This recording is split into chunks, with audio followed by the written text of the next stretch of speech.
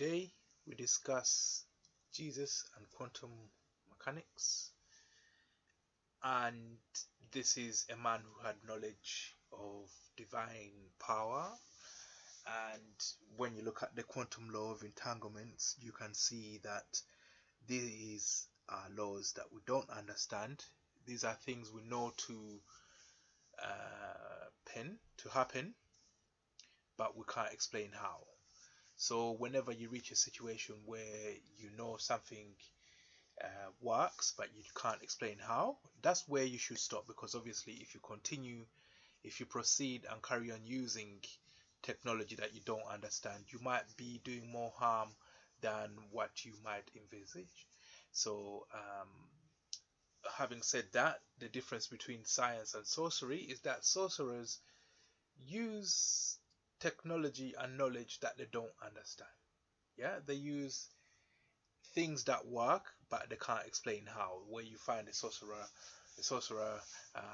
putting hexes on you, but nobody really understands how a hex works, but they know it works. So now you're reaching entanglements, and you can't use that technology or knowledge because you don't understand it really. You can't even call it knowledge because you don't understand it.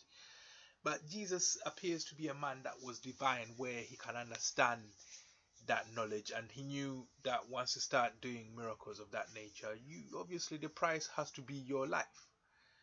It's got to be your life. You got to give your life for all the sins that you have saved, if you like, sins that you have taken on. So he did that. That's why the rest of us are discouraged from doing miracles, because obviously you're going to need to give your life for that. But let's deal with the feeding of the 5,000 and the double slit experiment. Now, I myself, I'll come back to this picture a bit later. I myself came up with an experiment. I designed it myself. Basically, I created two virtuous slits, if you like, yeah, and I created a random number, and if the random number came up odd, it will show a red line, yeah, and if the random number came up even, it will show a blue line, yeah. So, and then I try to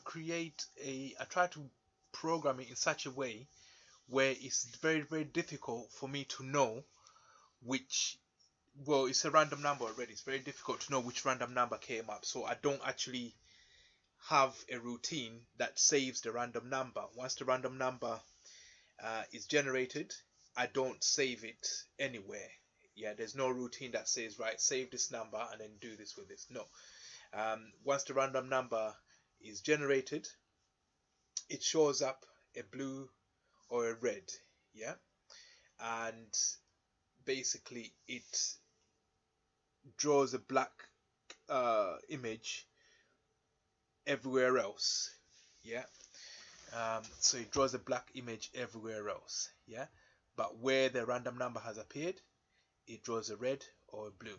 First thing I found is that there were some funny things going on here, where one random number came up, but it's showing both red and blue. And that's not the first problem. When we zoom out, yeah, we can find that now that random number came up, but now one random number has disappeared and the other one has appeared, has remained there. And if we go further, both of them disappear. So if we zoom out, there's a point where there's none, and then there's a point where both numbers return. No, just one returns. Then there's a point where I'm sure both of them would appear eventually. Yeah, there we are. So as you zoom in and out, you start to see some strange things happening. Like one of them disappears, the other one disappears, and now both of them have disappeared, and now both of them have reappeared, and now one of them has disappeared. You get that. So when you zoom in and out, so I try to create a program that is designed in such a way where I can't know what's going on. So it's like a virtual quantum computer. I can't know what's going on, and the computer, the program itself can't know what's going on. It has very limited knowledge of what's going on. So that's like the double slit experiment. When you don't know what's going on, things will diffract. So I'm getting funny experiments, but it's not enough to say that there's something going on there. So back to the feeding of the 5,000. So I'm postulating, no, I'm actually conceptualizing that Jesus did the same experiment. He took an outer bag and put an inner bag with two slits in it, and he put some fish there. Where you don't know, when you don't know what fish went into what slit, yeah, you can pick fish out of this all day long. Yeah, when you don't know what fish went into what slit, you can pick fish out of here all day long. Yeah, that's to do with quantum physics. So when you don't know which slit the particle went through, it diffracts all over the screen. Let's say the screen is somewhere in there.